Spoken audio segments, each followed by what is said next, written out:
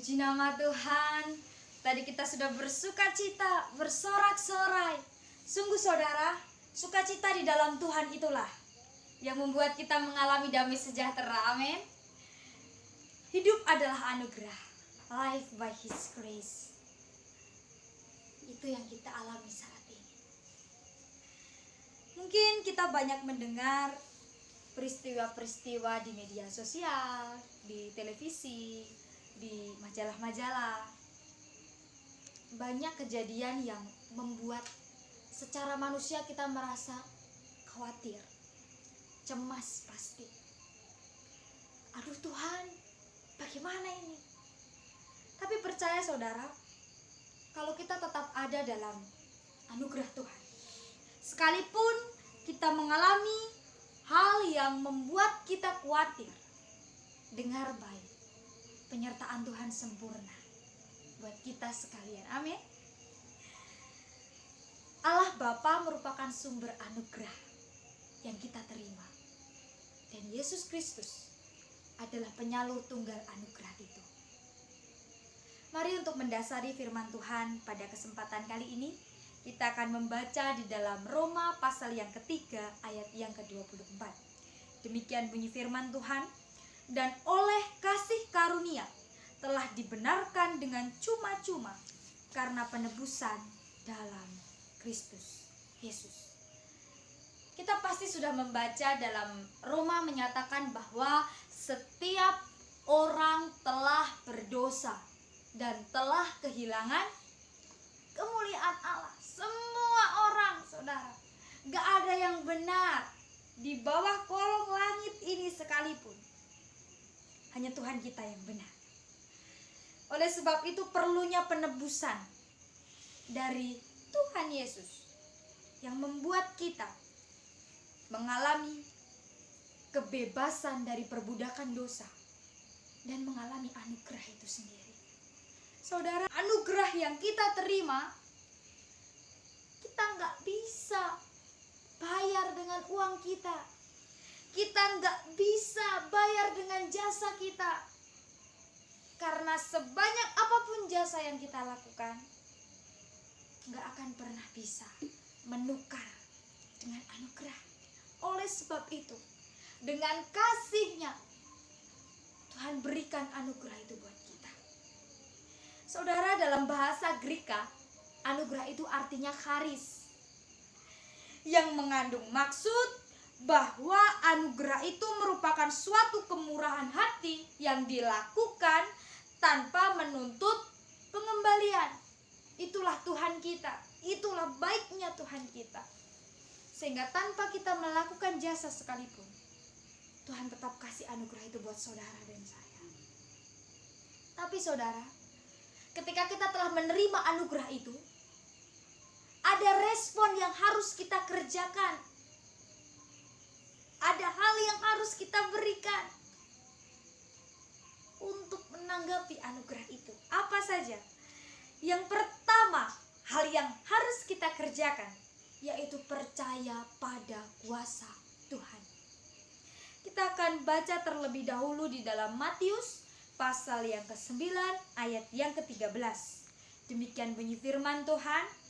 Jadi pergilah dan pelajarilah arti firman ini, yang kukehendaki ialah belas kasihan dan bukan persembahan. Karena aku datang bukan untuk memanggil orang benar, melainkan orang berdosa. Karena kasih Tuhan, karena kebaikan Tuhan, Tuhan tahu keterbatasan kita. Oleh sebab itu Tuhan berikan Yesus Kristus menjadi penebus untuk mendamaikan orang berdosa dengan Allah. Oleh sebab itu perlunya kita yang pertama percaya pada kuasa Tuhan. Rasa percaya yang kita beri pada kuasa Tuhan membuat kita mengalami kuasa itu. Iman sebutir biji sesawi saja sanggup memindahkan gunung yang besar. Apakah iman kita hanya sebesar biji sesawi? Cek hati kita. sebesar biji sesawi saja, atau kita 100%, itulah yang harus kita kerjakan. Percaya pada kuasa Tuhan. Kalau kita nggak percaya pada kuasa Tuhan, bagaimana kita mengalami kuasa itu? Oleh sebab itu saudara, dengar baik, bahwa ketika Tuhan datang dalam dunia ini, orang berdosalah yang mengalami anugerah itu. Yang kedua, yang harus kita kerjakan untuk kita menanggapi anugerah itu adalah merendahkan diri. Kita akan baca di dalam Yakobus pasal yang keempat ayat yang ke-6. Tetapi kasih karunia yang dianugerahkannya kepada kita lebih besar daripada itu. Karena itu ia katakan, Allah menentang orang yang congkak, tetapi mengasihani orang yang rendah hati. Saudara, telah jelas dinyatakan dalam nats ini bahwa Allah menentang orang yang congkak. Karena orang yang congkak mau dibentuk bagaimanapun caranya, tetap congkak, saudara.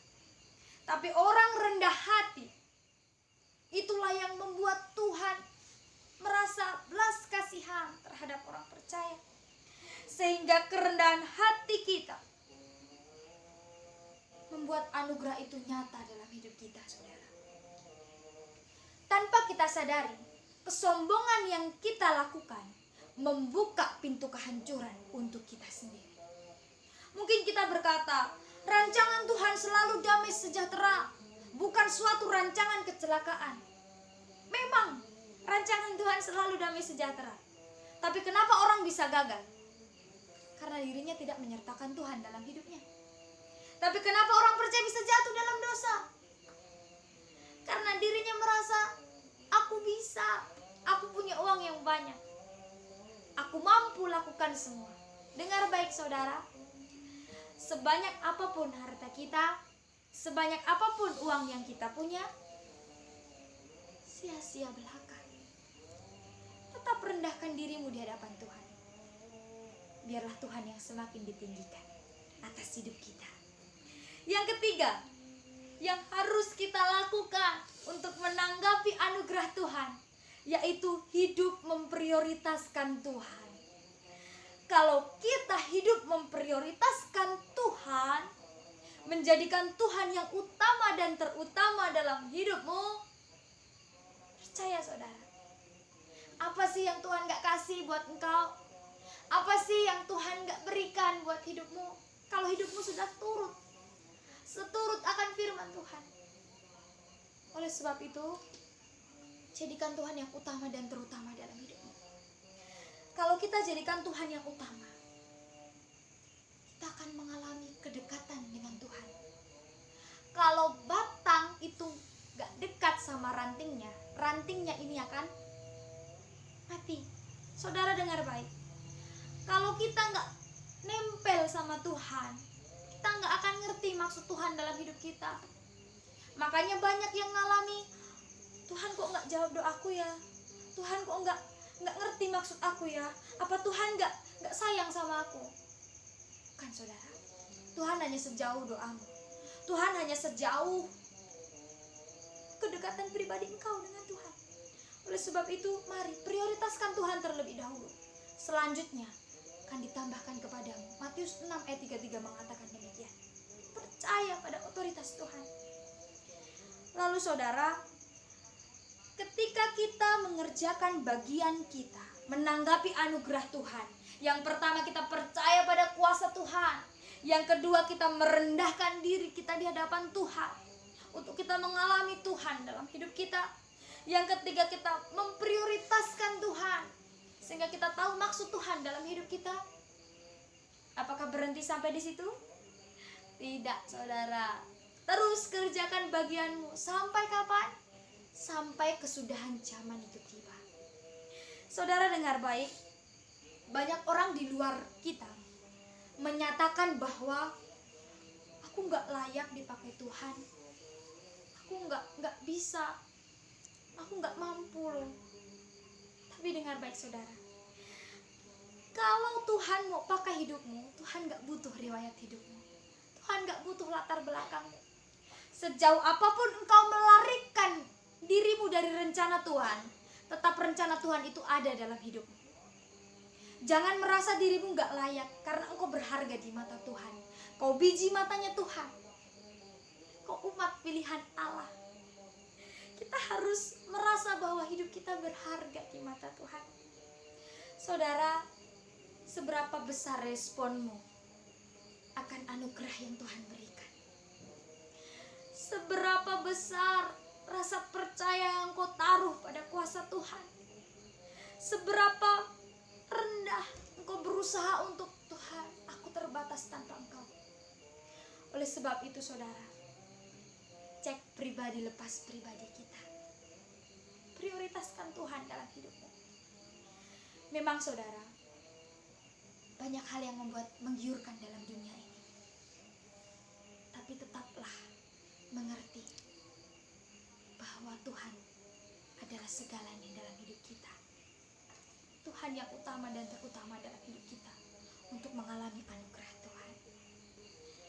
Biarlah kesempatan kali ini kita menaruh rasa percaya kita sama Tuhan, sehingga kita boleh menerima anugerah itu dan kita memberikan respon kita yang 100% untuk mengalami janji Tuhan. Amin.